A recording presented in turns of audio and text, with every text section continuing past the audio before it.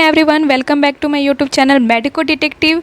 तो हम लोगों ने कल देखा था मिडवाइफरी का first unit human reproductive system का first topic female reproductive system. तो फीमेल रिप्रोडक्टिव सिस्टम में हम लोगों ने दो रिप्रोडक्टिव ऑर्गन्स को डिवाइड किए थे। पहला था एक्सटर्नल जेनाइटल्स और सेकंड था इंटरनल जेनाइटल्स। तो एक्सटर्नल जेनाइटल्स में हम लोग कल क्या क्या पढ़े थे? अगर आप लोगों ने वीडियो को देखा है तो आप लोग कमेंट करके बताइएगा कि एक्सटर्नल जेनाइटल्स ऑर्गन्स कौन कौन से थे, और आज हम लोग देखेंगे इंटरनल जेनाइटल्स ऑर्गन। ठीक है, तो चलिए हम लोग पहले थ्योरी देख लेते हैं, उसके बाद फिगर में समझेंगे। ठीक है, तो हम लोग यहाँ पे चलते हैं।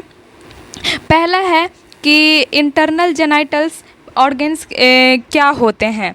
तो ये जो हैं ये अंग जो होते हैं पेल्विक कैविटी के अंदर स्थित होते हैं। इंटरनल जेनाइटल्स ऑर्गन कहाँ स्थित होते हैं? तो पेल्विक कैविटी के अंदर में स्थित होते हैं और बाहर से ये दिखाई नहीं देते हैं। इंटरनल जेनाइटल ऑर्गन्स जो होते हैं बाहर से दिखाई नहीं देते हैं, ये पेल्विक कैविटी के अंदर में स्थित होते हैं। इनमें मुख्य रूप से योनि होता है जिसको इंग्लिश में बोलते हैं वेजाइना, उसके बाद गर्भाशय यानी कि यूटेरस, उसके बाद फैलोपियन नलिकाएँ और अंडाशय जिसको हम लोग बोलते हैं ओवरी शामिल होते हैं इसमें।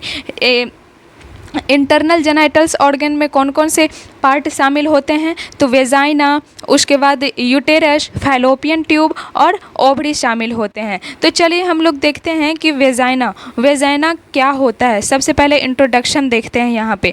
तो यहाँ पे दिया गया है वेजाइना का इंट्रोडक्शन। तो यहाँ परिचय में है कि ये आंतरिक और बाह्य जननांग को जोड़ती है। आंतरिक को भी और बाह्य जननांग को जो वेजाइना जो है जोड़ती है, और संभोग व शिशु के जन्म के लिए यह रास्ता प्रदान करती है, यहाँ पे मार्ग प्रदान करती है। ठीक है, या फिर रास्ता प्रदान करती है या मार्ग प्रदान करती है, दोनों बात बराबर है।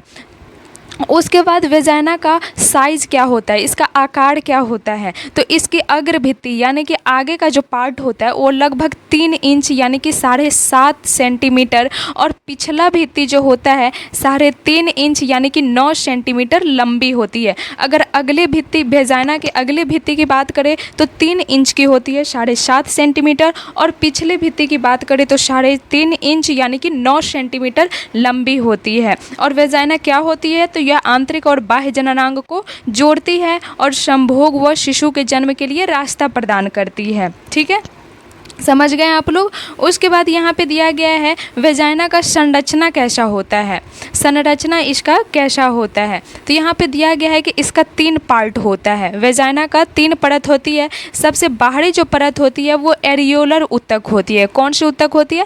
एरियोलर उत्तक होती है। दूसरी होती है मध्य यानी कि चिकनी मांसपेशियाँ, और तीसरा होता है आंतरिक जिसको स्ट्रेटिफाइड स्क्वैमस एपिथेलियम बोलते हैं। आंतरिक पार्ट को क्या बोलते हैं?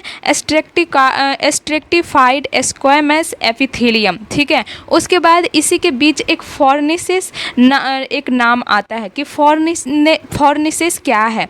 तो योनि के ऊपरी भाग में यानी कि वेजाइना जो होता है उसके ऊपर वाला पार्ट में गर्भाशय ग्रीव, योनि के ऊपर वाला भाग में होता है सर्विक्स के उभार के कारण जो रिक्त स्थान बनती है ना उसी को बोलते हैं फॉर्निसिस। सर्विक्स के उभार के कारण जो खाली स्थान बन जाता है उसको बोलते हैं फॉर्निसिस। तो आप लोग फॉर्निसिस समझ गए कि योनि के ऊपर यानी कि वेजाइना के ऊपर सर्विक्स होती है, और सर्विक्स के उभार के कारण जो एक खाली स्थान बच जाता है उसको फॉर्निसिस बोलते हैं। ठीक है, और वेजाइना का संरचना पूछे तो आप लोग बताइएगा कि सबसे बाहरी होती है एरियोलर उत्तक, मध्य में होता है चिकनी मांसपेशी, और आंतरिक होता है स्ट्रिक्टिफाइड स्क्वैमस एपिथेलियम। ठीक है, अब चलते हैं हम लोग यहाँ पे कि ब्लड सप्लाई वहाँ पे कैसे होती है, वेजाइना में ब्लड सप्लाई कैसे होती है। तो यहाँ पे दिया गया है कि इसकी धमनी, इसकी आर्टरी जो होती है आपूर्ति इंटरनल इलियक धमनियों की शाखा के द्वारा जो है ब्लड सप्लाई होती है। ठीक है, उसके बाद यहाँ पे दिया गया है, जैसे आप लोग देख पा रहे होंगे कि यहाँ पे वेजाइना कहाँ है। तो यहाँ पे जो है वेजाइना आपको दिख रहा होगा कि वेजाइना यहाँ है। उससे पहले जो है एक हाइमन होता है। ठीक है, हाइमन भी हम लोग पढ़ेंगे, इसलिए बोला है कि पूरे थ्योरी को पढ़ेंगे उसके बाद हम लोग फिगर में समझ पाएंगे। उसके बाद यहाँ पे देखिए, यहाँ पे है यूटेरस। यहाँ पे क्या है? यूटेरस। तो यूटेरस क्या होता है? तो यह आकार व वजन इसका दिया गया है यहाँ पे तो यहाँ पे ये है कि एक नाशपाती के आकार का खोखला अंग है। यूटेरस क्या है? तो एक नाशपाती के आकार का खोखला अंग है। इसका सामान्य अवस्था में इसका वजन जो है, नॉर्मल अवस्था में एक एडल्ट युवती जो होती है उसमें जो है एक यूटेरस का वजन जो है 50 से 60 ग्राम होता है। कितना होता है?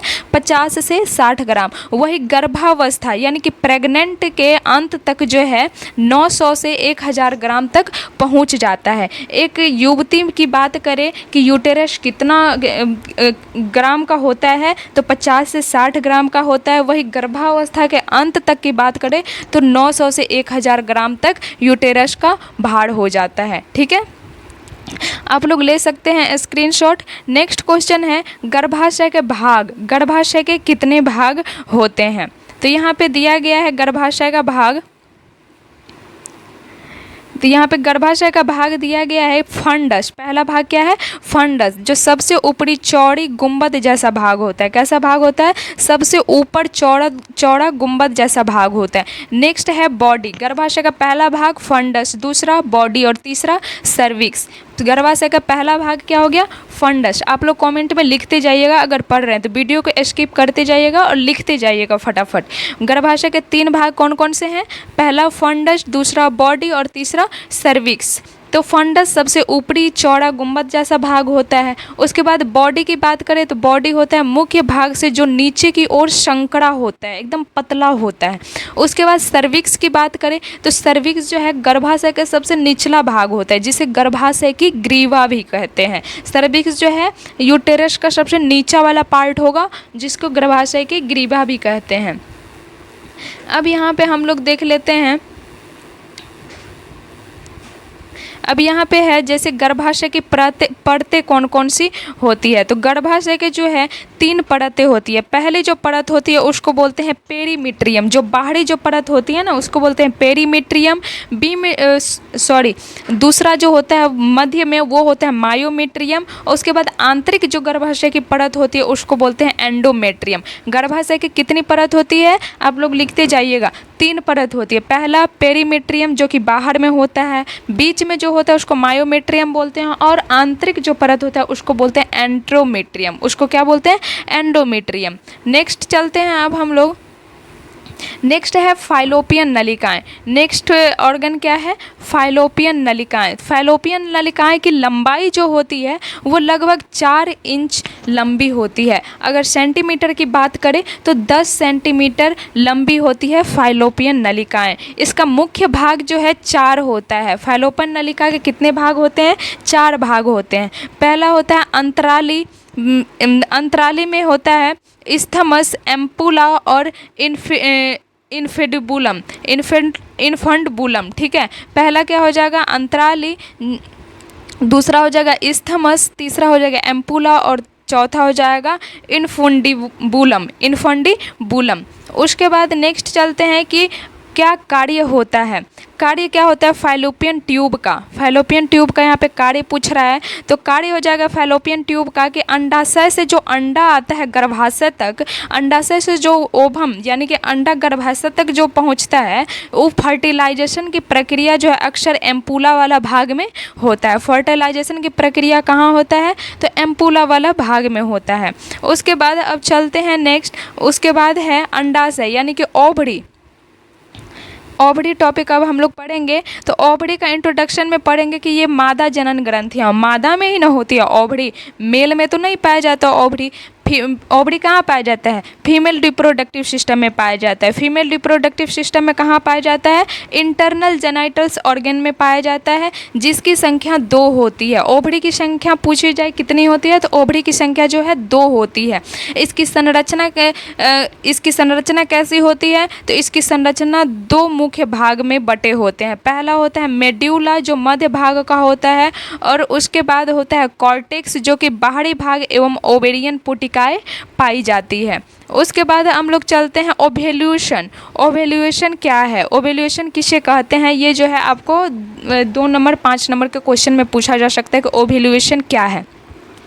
तो प्रति माह मतलब पर मंथ जो है एक परिपक्व फॉलिकल के फटने से अंडे का बाहर निकलना अंडोत्सर्ग कहलाता है। पर माह एक परिपक्व फॉलिकल के फटने से अंडे का बाहर निकलना क्या कहलाएगा? अंडोत्सर्ग कहलाएगा। यह प्रक्रिया FSH और LH हार्मोन द्वारा निर्मित होता है। किस हार्मोन द्वारा निर्मित होता है? FSH और LH। FSH का फुल फॉर्म आप लोग बताइएगा क्या होता है और LH का फुल फॉर्म क्या होता है। ठीक है, यहाँ पे है। अब हम लोग समझ गए। अब यहाँ पे हम लोग फिगर में समझेंगे। ठीक है, अब फिगर में हम लोग समझेंगे कि कौन कौन सा पार्ट हम लोग पढ़े हैं और कौन कहाँ कहाँ होता है। तो यहाँ पे आप देखे होंगे सबसे पहले यहाँ पे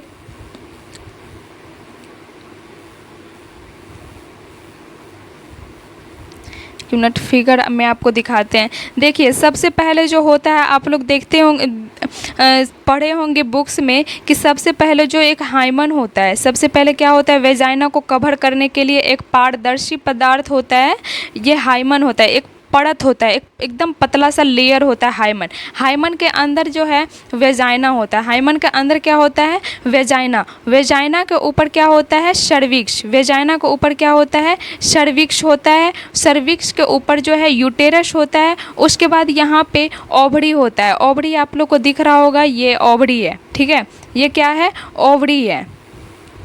उसके बाद फैलोपियन ट्यूब की बात करें तो फैलोपियन ट्यूब आपको दिख रहा होगा कि ये जो यहाँ से नली गई है